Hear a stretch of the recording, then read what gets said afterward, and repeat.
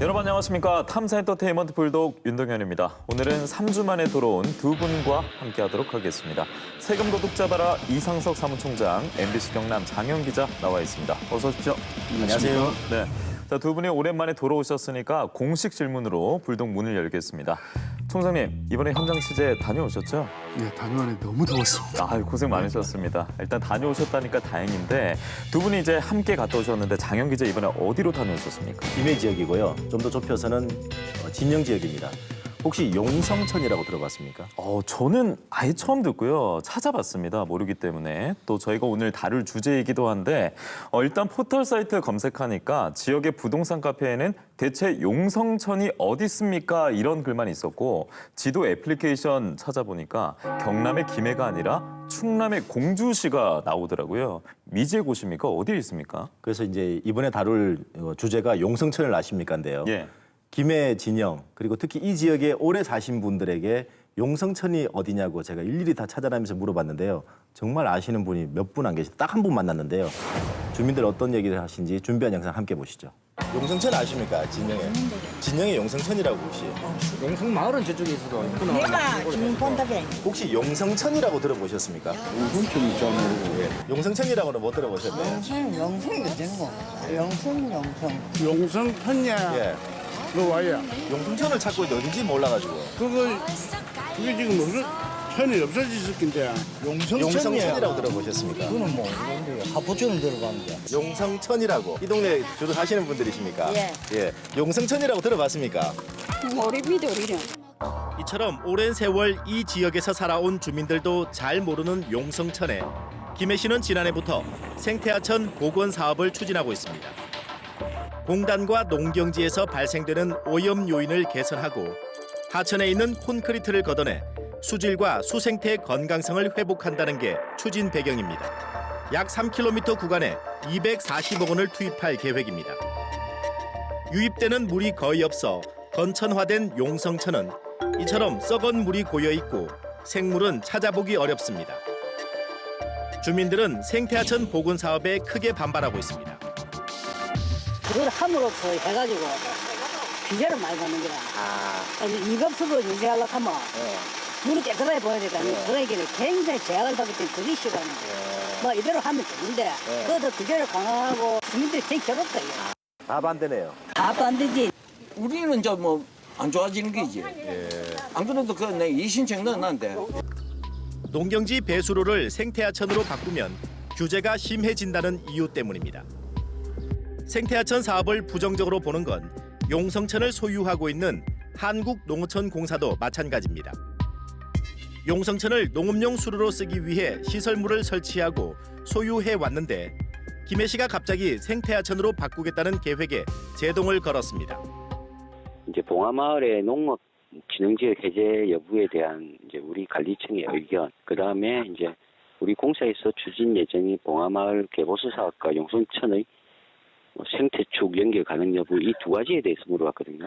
그런데 이제 우리는 농업지역, 진흥지역은 현재적으로는 농업적 가치의 보존이 높음에 따라 농업지역, 진흥지역 해제가 어려울 것으로 판단된다 이렇게 답변을 했고요. 진흥지역에 대한 해제에 대해서는 이제 그 농림부에서도 그 좀 이렇게 부정적으로 보고 있기 때문에 그다음에 이제 봉화마을 수리시설 개보 사업과 용성천의 생태축 연결 가능 여부 이기에 대해서는 올해 신규지구 선정 후 세부 설계 시 검토토록 하겠다 이 답변만 했습니다. 농어촌 공사가 막대한 예산을 들여 만든 콘크리트 구조물을 다시 막대한 예산을 들여 철거해야 할 상황입니다.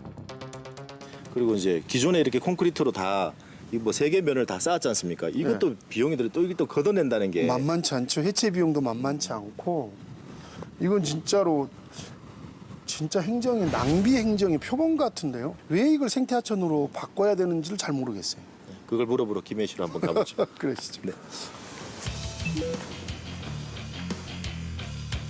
이 이제 용성천이라는 것 자체에 대해서 이제 이게 순위가 아예 빠져 있다가 갑자기 이제 이렇게 이제 올라와서 이제 탁 채택이 됐던 게 그게 왜 그렇게 됐는지.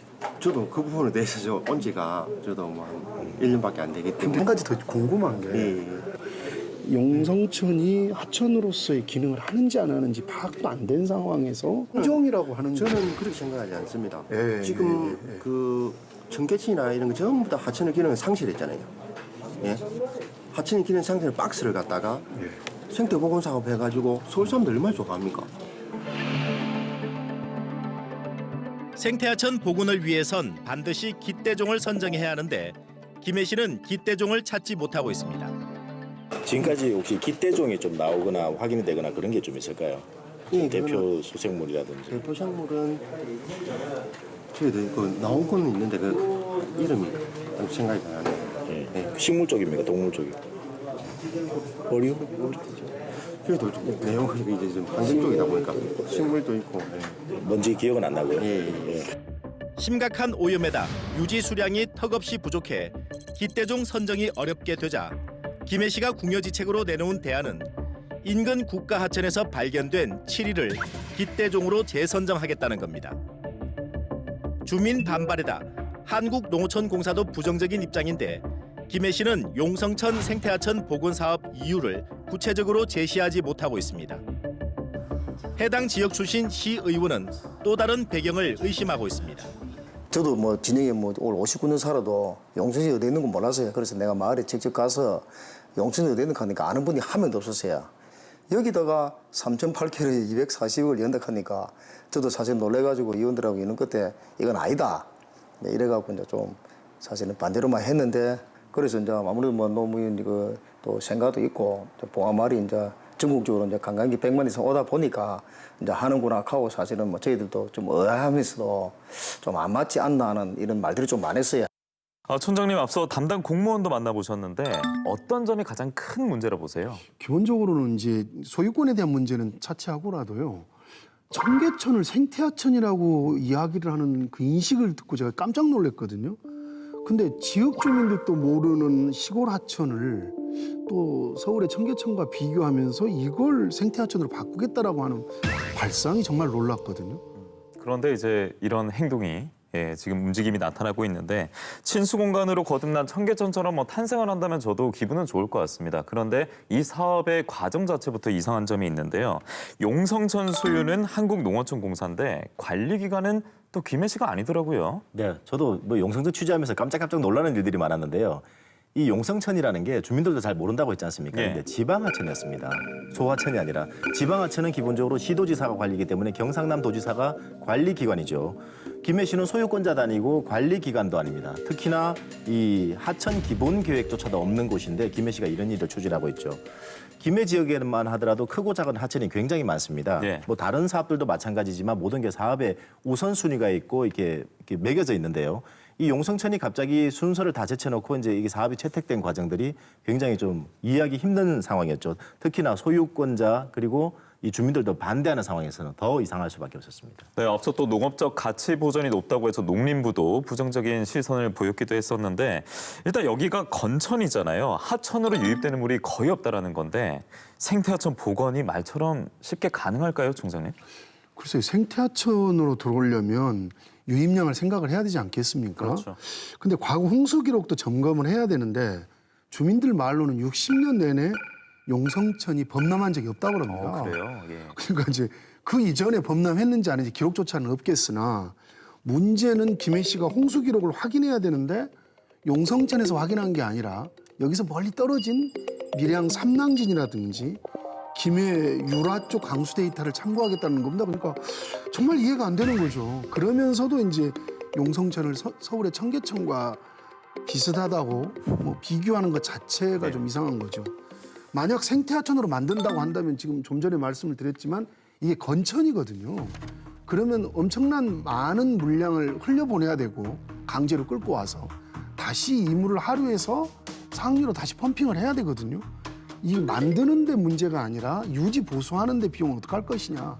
이 문제도 또 심각한 걸로 보여집니다. 네, 총장님 말씀 쭉 들어보니까 상식선에서는 현재 하면 안 되는 사업이라고 봐야 될 것 같은데요. 물이 안 흐르는데 그걸 생태하천으로 만들겠다는 발상이 놀라워요. 예. 물이 흐르질 않은데 아예. 이 발상의 결말은 어떻게 될지 저희 불독이 정말 두 눈 부릅뜨고 지켜봐야 될 것 같습니다. 자, 이어서 두 번째 문제가 보이는 사업도 짚어볼 텐데 역시나 장소가 김해예요. 그리고 또 진영입니다. 예. 이 김해 진영 아시는 분들 아시겠지만 큰 대로를 중심으로 이 원도심이 있고요. 구도심이라고도 합니다. 그리고 또 신도시가 있는데 이 김해가 이게 낙후된 원도심을 되살리기 위해서 도시재생 사업을 추진하고 있습니다. 이 사업비가요 656억 원입니다. 어마어마.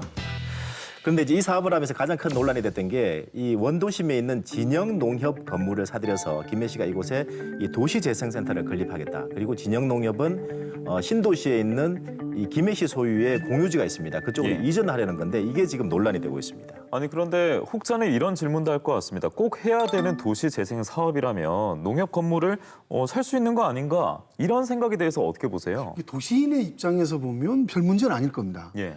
농촌에서는 실제로 농협이 차지하는 역할이 대단합니다. 농사를 짓기 위해서 필요한 일들도 있고 은행 업무 또 마트도 있거든요. 그래서 시골에서 농협 주변이 가장 유동인구도 많고 장의사기도 하고 다양한 용도로 많이 모이기 때문에 예. 주변 상권이 살아있는 곳이죠.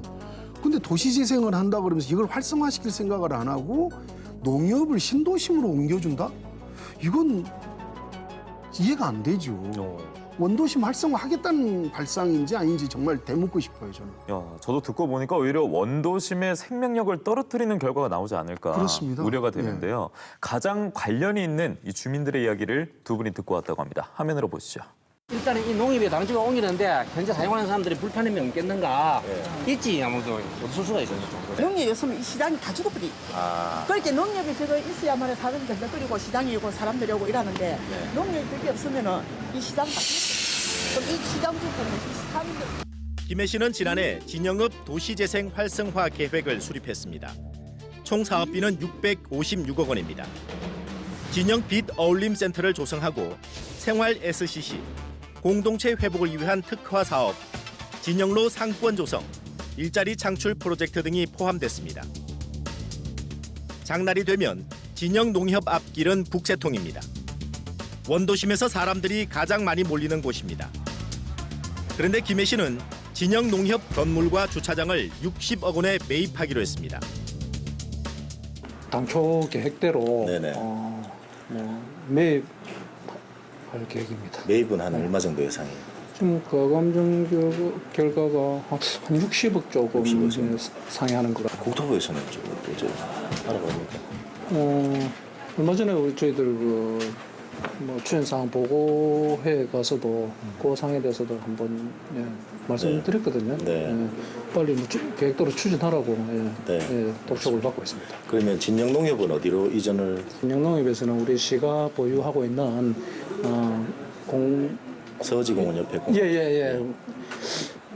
그 토지를 좀 대토를 받고 싶어 하는 그런 의사가 있어가지고 그것이 아직 결정이 안 돼가지고. 네. 그것도 뭐 시가로 따지면 제법. 그 진영농협 부지보다는 이제 금액이 좀 적습니다. 그렇기 때문에 그 차익분만 저희들이 지급하고 하는 그런 식으로 지금 생각을 하고 있는데. 지금 이제 그 농협 건물과 신도심과의 대토하는 방식에 있어 미래 투자 가치로 보면 이쪽이 훨씬 세지 않습니까? 바깥쪽이에요? 네, 그러니까 지금의 액면가로만 따져가지고 하기에는 이게 자칫하면 특혜 소지가 있을 수도 있다. 진영 농협에서 김해시가 소유하고 있는 공유지까지 거리는 600m입니다. 진영 신도시의 노른자위 땅인데 공시지가는 제곱미터당 140만 원에서 156만 원. 현재 진영 농협의 공시지가 28만 원에서 138만 원보다 높습니다. 김해시 공유지 인근의 상업용지 실거래가는 제곱미터당 600만 원에 달합니다. 원도심의 농협터보다 신도시의 공유지 땅값이 더 싸다는 김해시의 설명은 엉터리입니다. 한편 김해시 의회는 지난 3월 17일 열린 행정자치위원회에서 김해시가 진영 농협터를 사들이려는 공유재산 취득 계획을 심의 대상에서 삭제했습니다. 시유지가 신도시 서지공원 옆에 있는데 그걸 이제 조합 측에서는 이제 이 농협 건물을 이제 감정내가 금액이 나오면은 그 건물하고 그 땅값하고 이제 해갖고 나머지 이제 금액을 주고받고 하고 이런 식으로 하자 하는데 제 생각에는 개인 대 개인인 것도 뭐 가능한데 이 CUG를 그 뭐 입찰도 안 하고 그냥 한다 하는 거는 이건 좀 안 맞는 게거든요. 도시재생 사업을 주도하는 국토교통부 역시 진영농협터와 건물 매입 계획을 보류했습니다. 일단은 사업이 보류가 됐습니다. 보류가 된 거는 뭔가 하면은 농협 건물을 사가지고 어떻게 잘 활용할 것인가에 대한 그 구체적인 계획이 좀 미흡하다 해가지고 계획을 도안해서 다시 신청하라는 겁니다. 네, 방금 봤던 국토부 사무관에 따르면 농협 건물 매입을 보류했다고 했는데 그러면 김해 씨가 다시 보완이나 어떤 대응을 했습니까? 네, 그 순서를 좀 따져보면요. 이 김해 씨가 진영 도시재생 사업을 국토부에 신청한 게 지난해 8월입니다. 그리고 국토부가 보류 결정을 내린 게 지난해 10월인데요.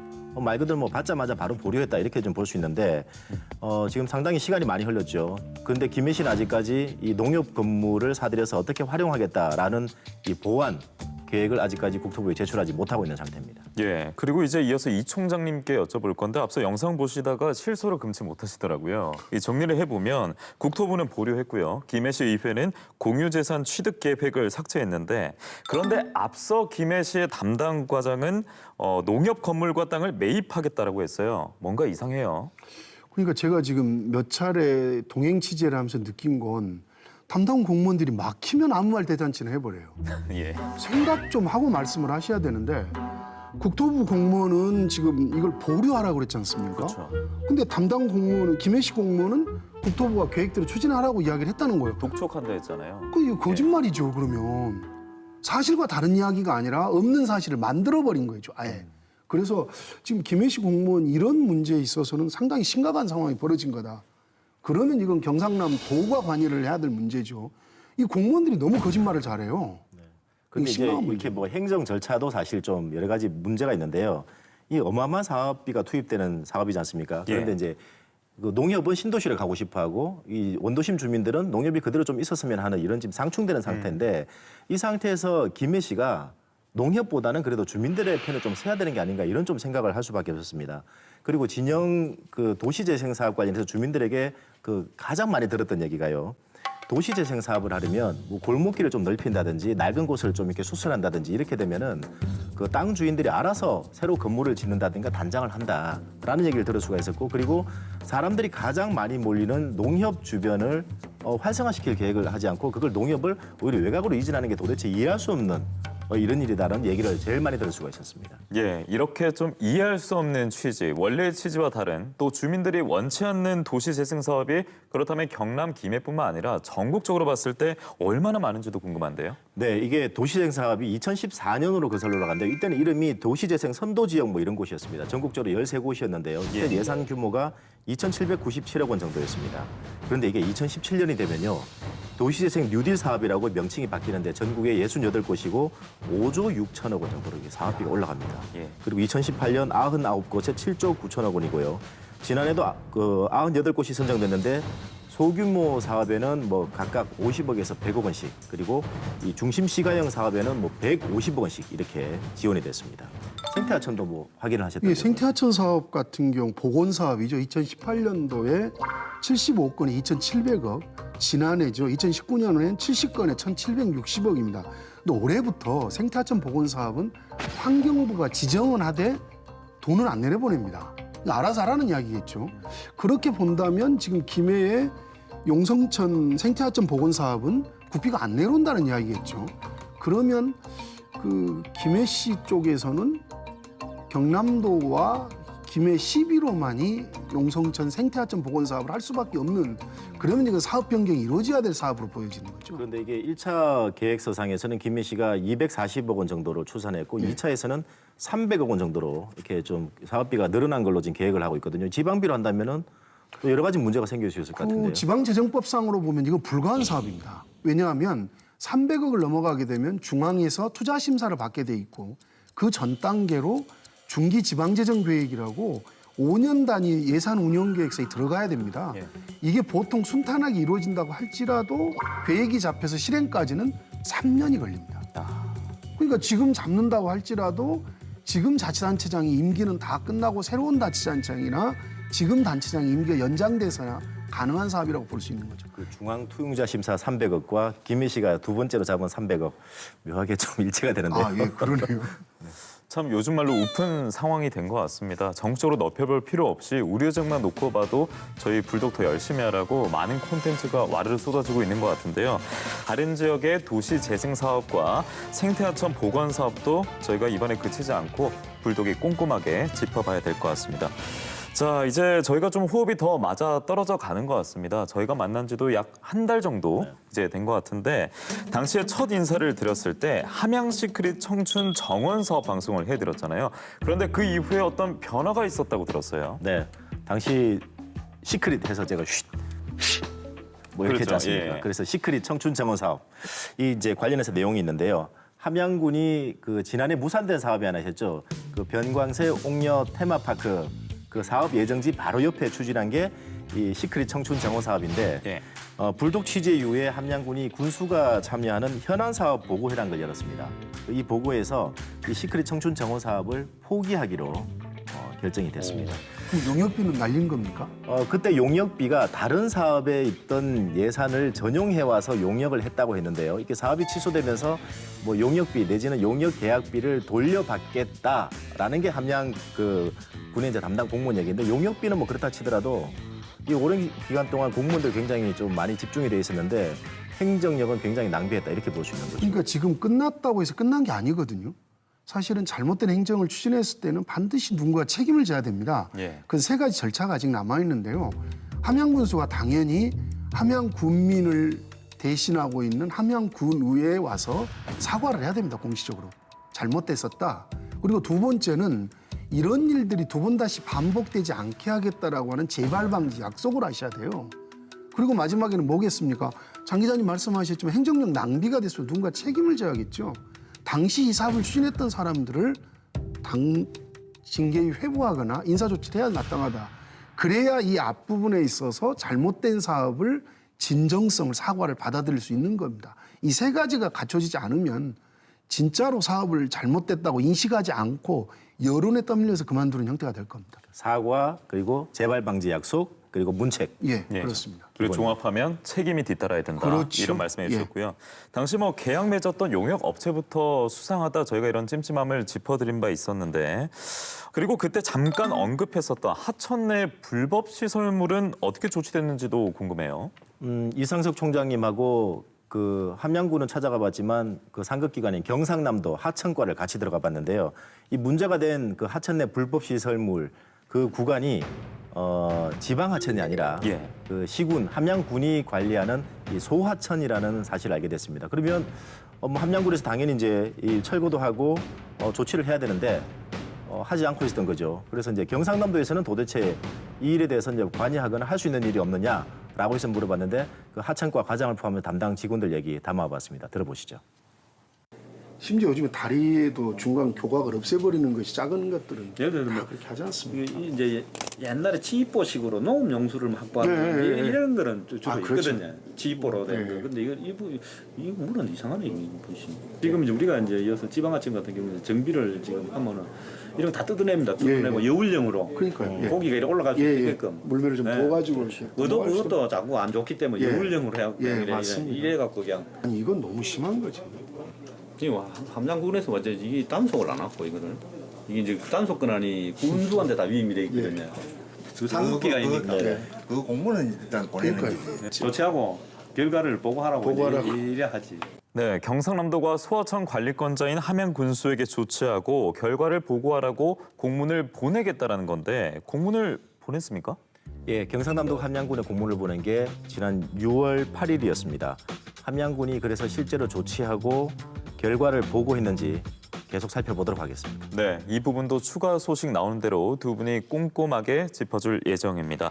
자, 이렇게 작은 변화나 또 개선되는 모습을 보기 위해서 두 분이 정말 더운 날씨에도 열심히 취재해 나가고 뛰고 있는 게 아닌가 싶습니다. 자, 앞으로도 두 명의 불도 많은 응원을 부탁드리겠습니다. 오늘은 여기서 인사드리도록 하겠습니다. 두 분 고생 많으셨습니다. 감사합니다. 고맙습니다. 6살 김 모양의 다리가 멍자국으로 얼룩덜룩합니다. 정말 아무것도 말로 할 수 없는 시간들을 만나 본 적 있나요? 심지어 그땐 내 마음이 사라진다는 생각도 들지 않았죠. 어린 아이가 눈앞에 넘어져서 얼른 일으켜준 적 있나요? 심지어 그땐 그 꼬마가 얼마나 아플까 맘도 들지 않았죠.